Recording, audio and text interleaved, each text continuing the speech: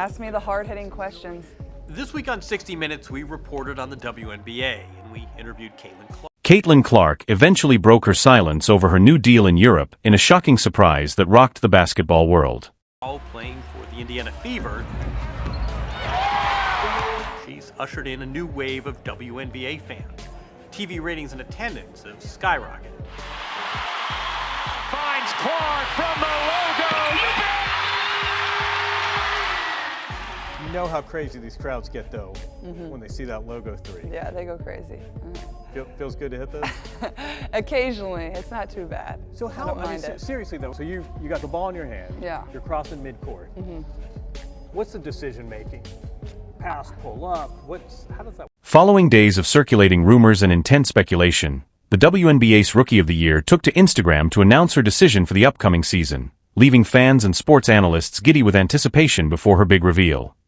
Following the devastating playoff loss of the Indiana Fever to the Connecticut Sun, Caitlin Clark's social media pages remained silent, leaving fans and analysts wondering if she would return, if her incredible rookie season was just the beginning, or if she would take her incredible talent elsewhere. That's an absolute dime.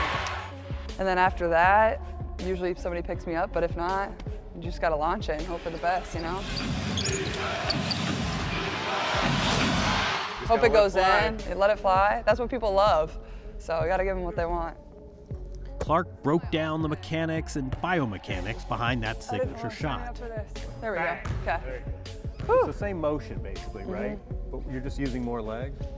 Yeah, I mean, I'm like I'm not, people probably wouldn't consider me very big to play in the WNBA. Like, I'm not quite 6 foot, like, not the strongest. So I think just, you know, having good balance is definitely the most important thing. I think a lot of really good shooters would probably tell you the same thing.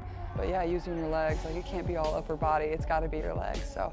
The Indiana Fever star broke her silence a few days ago with an emotional Instagram post that reflected on her inaugural season. Her comments were full of appreciation, sending shockwaves around the WNBA. Each day added to the intrigue. Caitlin Clark, last night, finished up one of the most remarkable years of basketball playing in quite some time.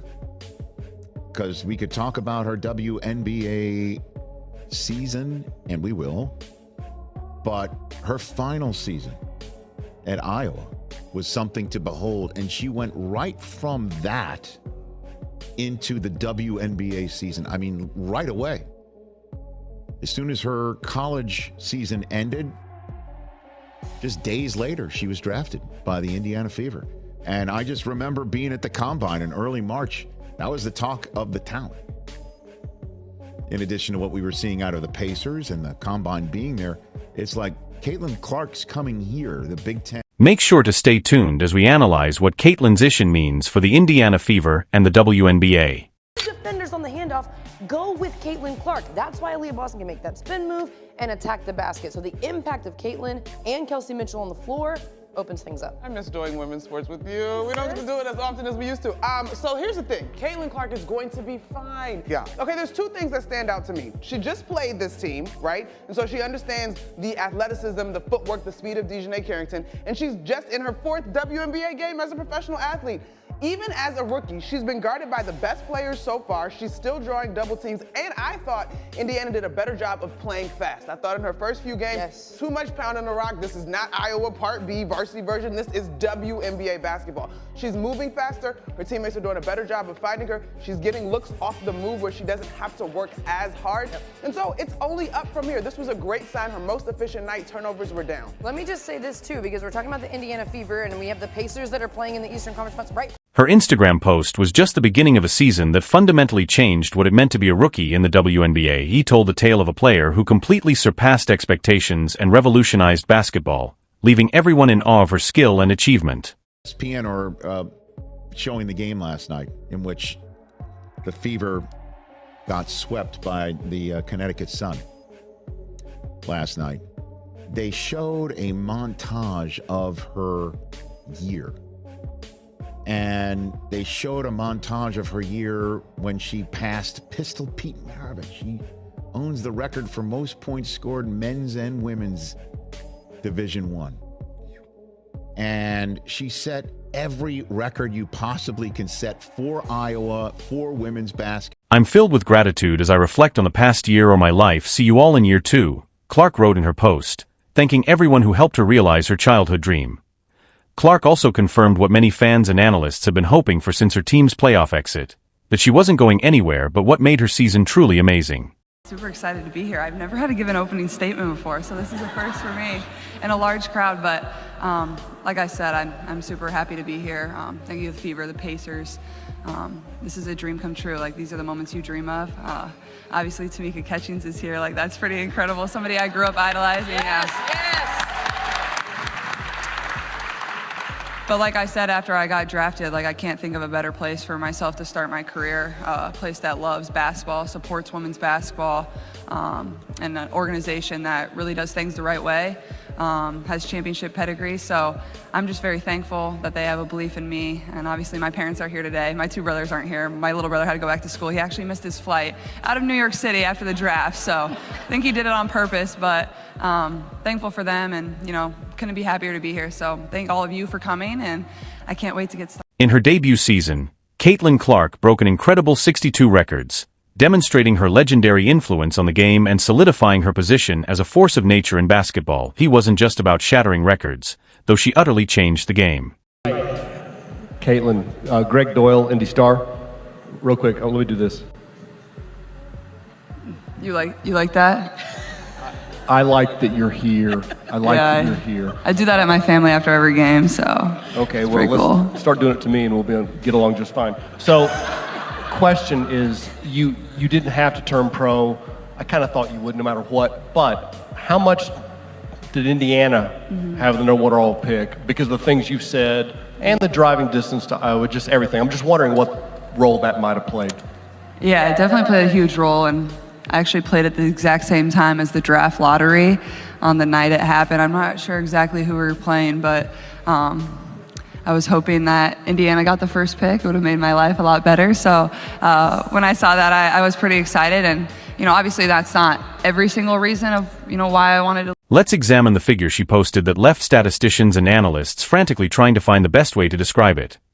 The guard for the Indiana Fever averaged 19 points per game, in addition to having amazing numbers for a rookie: 8.4 assists, 6 rebounds, and 1.3 steals per game. Her 337 assists set a new record for the most in a single season, demonstrating her ability to improve the players around her.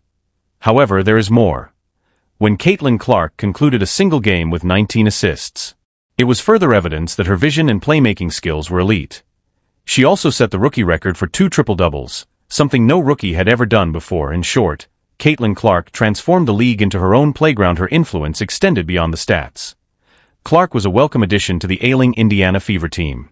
Caitlin Clark's Rookie of the Year odds have become so high that there is currently only one sports book that will even allow you to vote on Rookie of the Year. MGM Bet is currently the only platform that you can vote on Rookie of the Year, and they have Caitlin Clark's odds at negative 10,000. And to put the icing on the cake, just last night, Caitlin Clark made her 86th three-point field goal of the season, which set a new record for three-pointers made by a rookie in WNBA history. The previous record was set by Ryan Howard in 2022.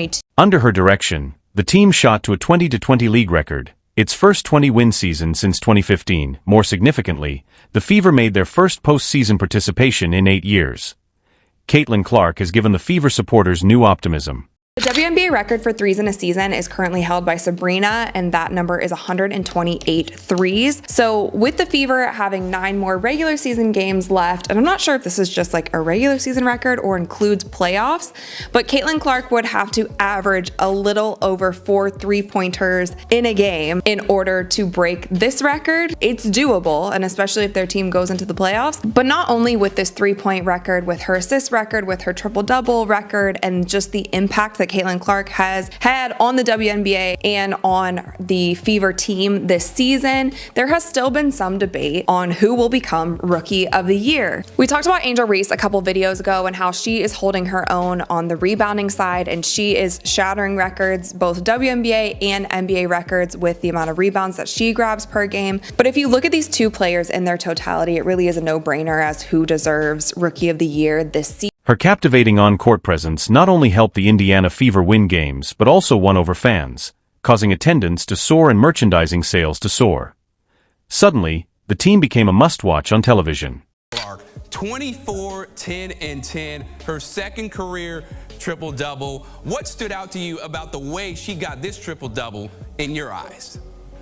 For me, what I liked from Clark and quite honestly the Indiana Fever team is that even though they entered halftime with 11 turnovers, they were able to get that composure back, and they actually turned over Los Angeles, the Sparks, more turnovers than they had. So I love the composure that we're seeing. I love that this is a team that's still growing, and I think they're starting to figure out who their players are, who their go-to players are. Even when you have an Odyssey Sims that drops 20 points for a Sparks team that, has been struggling this season, Indiana found a way to win. They found their composure throughout this game, and I think that bodes well for them, knowing that they already punched their ticket to the playoffs. In almost every game, Clark demonstrated her ability to help those around her by opening up the floor in ways the defenses couldn't stop and creating chances for them to score points. Anyone that was listening to the broadcast, you heard that this backcourt has been the hottest thing in the WNBA